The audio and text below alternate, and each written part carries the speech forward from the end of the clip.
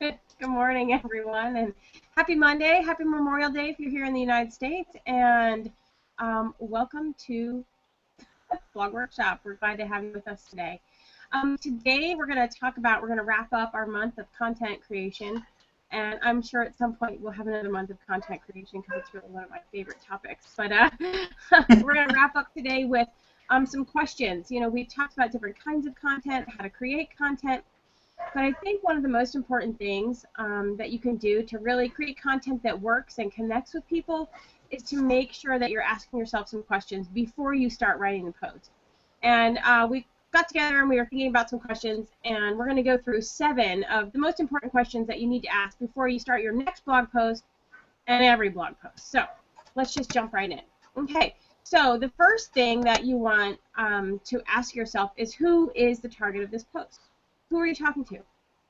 Okay, and you want to ask this because when you're talking to like a specific person, your writing turns much more connected, and you speak to that person like you were talking to a friend or a person that you really can, in your head, conceptualize, and you know that person. So it's really important to, think about who you're writing the post for. What do you think, Cal? I know we've talked about this a lot, about, narrowing down your niche and really getting to the meat of who you're talking to. And, something I just read recently was a blogging coach who she always asks her clients, who are you writing your blog post for? Like, say she's talking to a lawyer. And he says, well, I want my blog to focus on anybody who needs a lawyer. Wrong. That's the wrong answer. It's not anybody who anything. It's if you're a lawyer, if he's a divorce lawyer, he doesn't want to focus on anybody who needs a lawyer. He's not looking for criminal litigation or anything like that. He's looking for people who need a divorce lawyer right now. So that's who he needs to talk to in his blog. Those are the people he needs to focus his blog on. I focus my blog on women who are stay-at-home moms that want to start a blog to make money. And other people can use my blog, other people can get really helpful information from my blog, but those are the people I'm talking to when I write my posts. Exactly. And the more crystal clear you can get about that, the better. And you might, if you have some different kinds of topics on your blog, you might have a different specific person for each one of those. Like, when I write my cooking blogs, it's probably not the exact same person that I talk to when I'm writing like my posts about blogging. They might be different women, but they're going to be women who are struggling with something and want to feel really good in the process of doing what they're doing, because that's what I focus on. So exactly. Just if you have different categories or different topics on your blog, you might be talking to a slightly different person. So just be really clear before you start the post exactly who it is that you're thinking. Anything else on that one, Cal? No, I think that covers it. All right, let's go to the next one. And this is like my favorite question to ask before you start writing your blog post. And it is like the most critical question, and 90% at least, probably 98% of people don't ask it before they start writing. And that is, what is the goal of your post? You really need to know what you want your post to do before you even start. Like, is your goal just to entertain? Is your goal to educate? Is your goal to get an opt-in? Is your goal to sell something? Is your goal to get comments, to get shares? All of those are perfectly acceptable goals for a piece of content, but you need to know what it is. And you need to know before you start, because if you don't, you're not going to write with that object in mind. Exactly. It's like, what do I always say? You can't, you shoot an arrow into the air, you have no idea where it's going to end up. You have to aim at a target. Right. And the thing is that once you start, if you are going to write a blog post that is to entertain, and that's what you want it to do, or a blog post that you want someone to opt into your list from, or somebody you want them to buy something, those posts, they can have the same content, but they're going to be a little bit different. The tone is going to be a little different. The words that you use might be different. The call to action is most certainly going to be different. And you won't be able to create a cohesive piece of content unless you know the goal at the beginning. I'll be honest, I've done this before. Like, I forgot to identify the goal of the piece before I started, and I'd write this whole thing, and then I'd think at the bottom, oh my God, what do I want these people to do? And then it like turned into a whole different post to get them to the point where they were going to do the goal that I had in mind. And I ended up having to go back and rewrite the whole damn thing now that I had a goal in mind, because it was still about the same thing, but the way I said things was completely different when I had a goal in mind.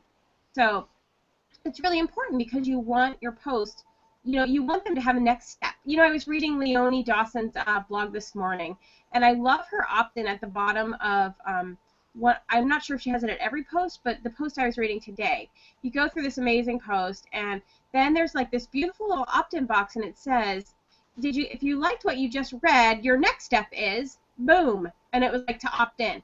And it was just so perfect because I did love what I just read. And I'm like, well, what do I do next? Do I, click a new link? And granted, I've already opted in and I already have what she has to offer, but, it was just so clear, like the goal of her post was to get the opt-in right there at that point. I mean, she did tons of other things in that post, but it was a really, really clear segue into opting in at the bottom of the post. I like that. What's your next? Here's what you do next. I like that. Telling people. That's something a lot of people don't. I think a lot of bloggers are afraid to do that. They're afraid to tell people what to do. Mm-hmm. And oh, go ahead, Kelly.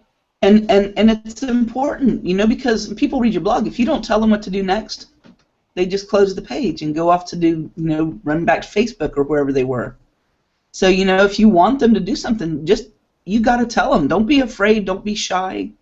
It's your business. If you want it to make money, you need to take matters into your own hands. Absolutely. And what's hilarious sometimes is we go to Tulsa, and my sister-in-law come up, and they get on the computer, and they are not computer people at all. And so it's hilarious to watch them use the internet because they don't really know what they're doing. They don't really have a clear picture of how it all works, and so they're just kind of clicking on random stuff, and they get to the end of the page, and they're like, what do I do now? And so you see like how people who are not bloggers actually use the internet, and you realize how important it is to tell people what to do next. Yes. It became such a clear lesson when I spent a week down there watching people who don't use the internet use the internet. All right. So let's see. So the next question you want to ask is, what is the topic that you want to cover? Okay, I mean, this is kind of where you create your plan for your blog post. You want to be really as clear and as focused as possible. My mantra has always kind of been one post, one topic. And it's hard for me. I have that mantra for a reason because it's incredibly hard for me because there's just, every time I start to write, I'm like, oh, and this fits with this, and this fits with this, and this fits with this, but then it gets too much. And people, can't understand it and don't want to stick with it because there's just too much going on. So be really focused and try to stick with, one thing that you want to talk about in the post, and then, maybe find 5 ways to get them to that point or whatever you're doing. But just try to be really focused and know what you want to talk about. Know the points that you want to hit before you start writing. Kelly, you got anything on this one? Yeah, and I think another thing with that is just like with your niche, a lot of times it really helps if you can focus your topic as much as possible. Like, if I want to write a post about Twitter, I'm not just going to go write a post about Twitter. I've written posts about how to get more followers using free methods on Twitter. Or what are some faux pas for Twitter? 7 terrible faux pas that you should never ever do on Twitter. There's those, focus on something that people can say, that's what I want to know. Not just, if you just say Twitter, people are going to go, there's a million things you can write about Twitter. Nobody's going to know what you're talking about. And there's, well, I already know how to use Twitter. I'm not going to go read that. So you have to be really specific about what you're writing about in order to get people to click the link and come read it. Exactly. That's a great point. Because there is, on anything just about that you want to write, there's a lot you could write. The more specific you get, the more interested people get in what you're writing. And it's like it calls their name. If you're just writing about Twitter, like you said, they're like, whatever. But if you give them something specific, that's why numbered posts work so good. Like today, we use the 7 questions that you must ask, because people want to know, well, what are the 7? Oh, I can think of 3, but I don't know what those last 4 are. So then it makes them click so they can find out. So it's really good to be super focused on, what you're going to write about. You look like you were going to say something. No, I'm just thinking, yeah, it really is important. I was thinking to myself, it really is important. When we take our own advice, I started thinking, I really, because I've been blogging for a dozen years, and I still forget this stuff sometimes, and how important it is. Sometimes I get something in my head, and I just jump in and start writing without really having a plan in mind, and it's important, and I can tell the difference. I can tell the difference in my posts when I've done something that I really knew what I was aiming for and when I didn't. Right. Absolutely. That's totally true. Okay, well, the next question that you need to ask yourself is, what product or service are you going to promote in your post? I messaged Kelly yesterday, like the anti of this, It's so easy to just get an idea and start rolling with it. But if you're not selling something in your posts or on your blog, then how are you going to make money? You got to have something for sale. And so yesterday, I'm doing this Blog Less, Live More challenge this summer. And so yesterday I spent a little bit of time getting some blog posts written for this week. And I was writing a post about this delicious curry chicken that we made over the weekend. And I got to the bottom and I'm like, oh my gosh, what's next? All the questions we just said I had not planned ahead of time. And I'm like, oh my gosh, what do I want them to do next? Oh my goodness, what can I promote in this post? And so I ended up spending all this extra time running around like a chicken with my head cut off, trying to figure out what I could promote in this post. And if I had, thought about it ahead of time, it would have been a little more cohesive, and it would have probably been a little bit easier just to get things done quickly and efficiently. But I didn't plan it all yesterday. It was terrible. I did come up with something, but if you want to see what it was, stop by on Friday.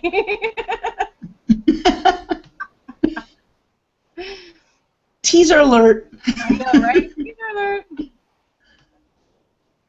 Yeah, I think with this whole like go ahead.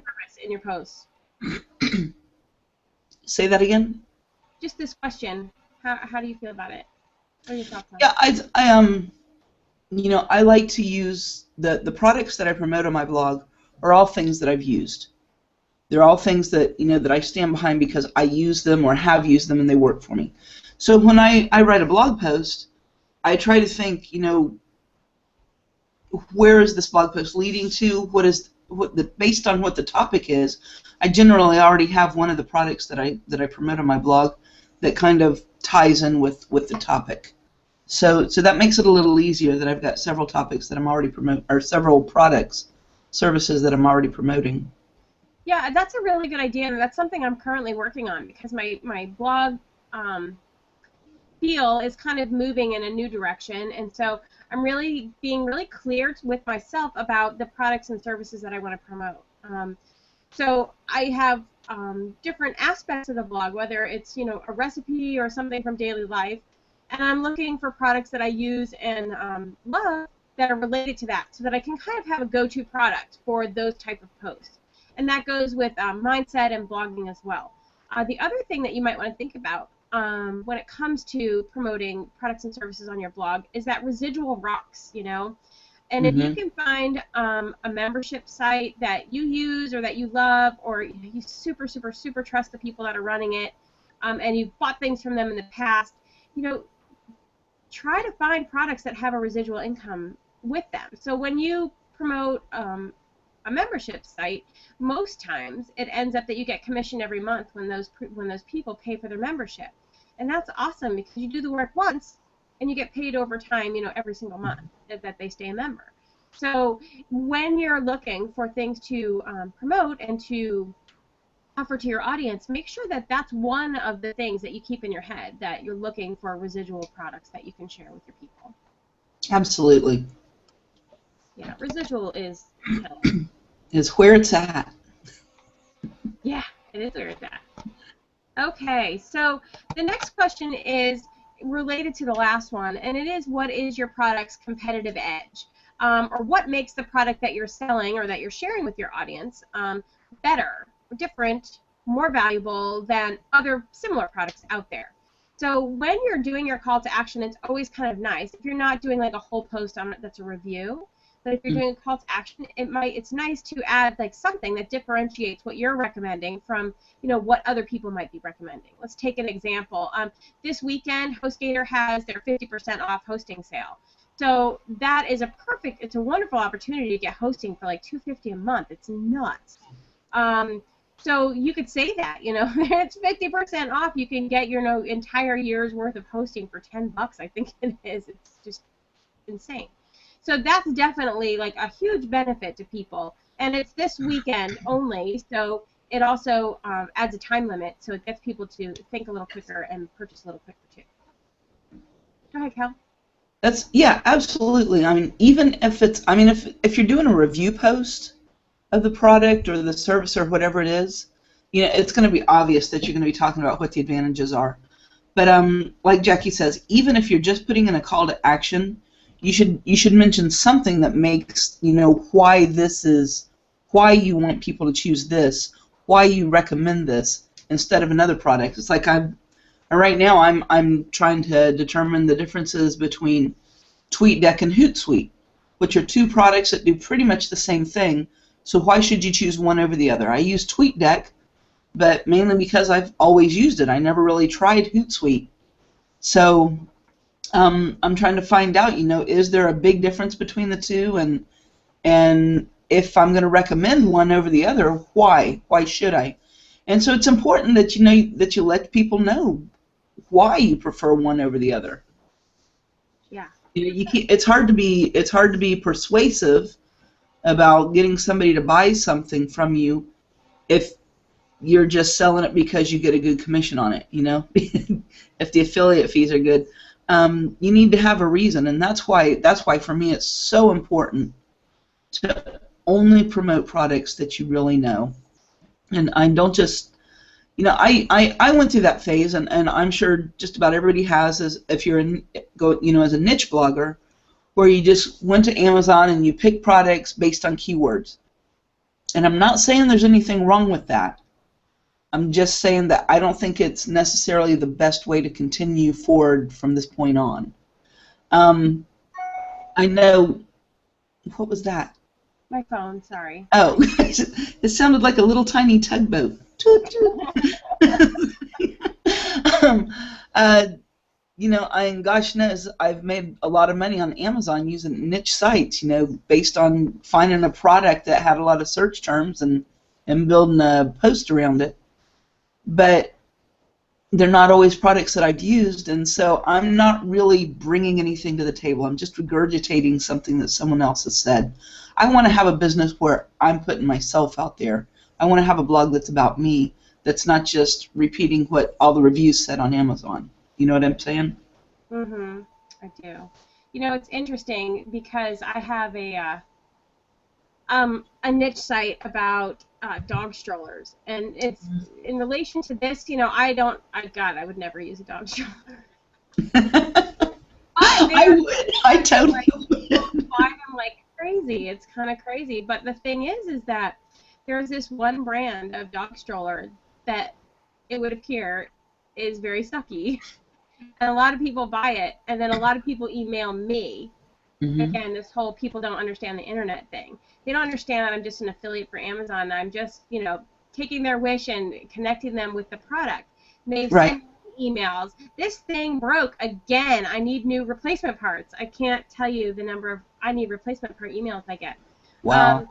So if I'd known that, like when I was creating that site, I probably would not have done that whole section on that brand of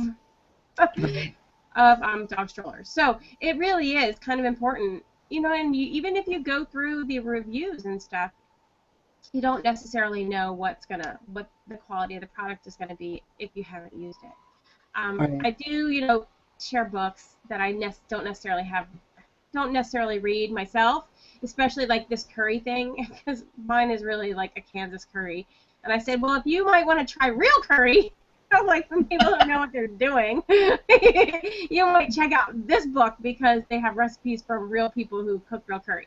Now, I haven't bought the curry cookbook, but it's just giving people an option for something that might be a little more authentic than my random curry. And that's, I've done that same thing on my Peru blog. I share, because I write, I have a blog about my life and living in Lima, Peru, and I've done a lot of recipes for Peruvian food as I learned to cook it in the time that I've lived here. Every time I learned how to cook something new, I would write blog posts about it. And one of the things the products that I link out to or have linked out to on my blog are to Peruvian, cookbooks on Peruvian cuisine. And I haven't tried those cookbooks. I mean, honestly, why would I? I know how to cook the foods. I learned how from my mother-in-law, so I don't really need the cookbooks. But, I've decided, why should I sell other people's cookbooks? So I'm going to gather my recipes into my own cookbook and start selling my own cookbook because I know these recipes work. Right. And there you go. Exactly. I mean, that's a really good idea, too. If you've been doing something for a while, put them all together. Formatting Kindle is like super easy now. You can get somebody to do it. This is so off topic, but it's so true. You can get somebody to help you format it for $5 on Fiverr now. So if you've got posts that put them together, make your own product, and then you can sell your own product, and the quality of it yourself right there. So the next question is let me say one more thing on that. Go ahead. Let me say one more thing about that. Is a lot of people feel like there's something wrong about taking information that's already on the internet and putting it into a book and selling it. They say, well, I already gave away all this information for free on my blog. Why would anybody want to pay for it? Well, not everybody's got the time to go thumbing through your blog looking for all the information they want. If somebody wants the recipes on my blog, that's going to take them a while to go through because I didn't really do my categories that well. So it's not necessarily that easy to find all the recipes on my blog. So, if I can put them all together in one little collection, there's people who would be happy to pay for that, and use it just so it keeps them from having to go through the trouble of finding the things. So if you've done like a bunch of, let's go back to Twitter real quick. If you've done a bunch of blog posts about Twitter and a bunch of different aspects of using Twitter, how to do things better, things to avoid, blah, blah, blah, there's no reason you can't put that together into a little report and sell it for a couple of bucks on your blog. Everything you want to know about Twitter for $5.99, It doesn't have to be a huge thing. It doesn't have to be a whole book. Just a small report or a little e-report, and there you go. You've got a product to sell. You can sell that product, but you could also use it as like your free gift for your list. That's Absolutely. A perfect way to pull together a freebie is to collect some articles that you've already written and put them together in a nice format, and turn them into a PDF, and then you can give those away to people to subscribe. So, and what's really fun is if you have like different kind of sections or topics within your blog, you can do that and create an opt-in form or a freebie for those specific sections so that you're getting people who are really interested in that specific part of your blog. Okay, now that we're totally off topic. The next question is, how much knowledge do the people that are reading your blog have about the topic that you're writing about? Because the answer to that question really helps you write in a way that people will be able to understand you. If you think, like, most people have a pretty good, say you're writing a cooking blog and you're targeting high-level bakers, people who have been baking for 20 years, they know how to bake, and you're giving them super fancy recipes to bake, then you're not going to be like explaining what a half a cup is and like how to measure flour, and making sure that it's flat and whatever. So you just want to make sure that you think about, your market and how much they know about this topic that you're going to be writing about. Yeah, I know that. I noticed that a lot in cooking blogs. Like I know Pioneer Woman, when she talks about, adding diced onions, a lot of times in her blog post, she'll show people the right way to chop onions, to make quick, easy little dice. Mm-hmm. And, when I would write my blog post, I would tell people, don't forget when you're cooking your pasta, don't forget to do this and this. Jamie Oliver's great with that. You know, when he tells people, you know, even if you watch his show, he doesn't just say, okay, boy, your pastor. He says, your pastor. Listen, I start talking like him when I'm talking about him. Boy, your pastor. He makes sure to remind people, put plenty of salt in the water, you know, because your pasta has to have flavor, you know, and you know, so you know, depending on who you're talking to, you want to have more or less detail. Right. Absolutely. Oh, and that was before you started talking about food. I was thinking, obviously, my mind is on Twitter lately. It's been like the huge focus of my life for like the last couple of months is getting better at Twitter.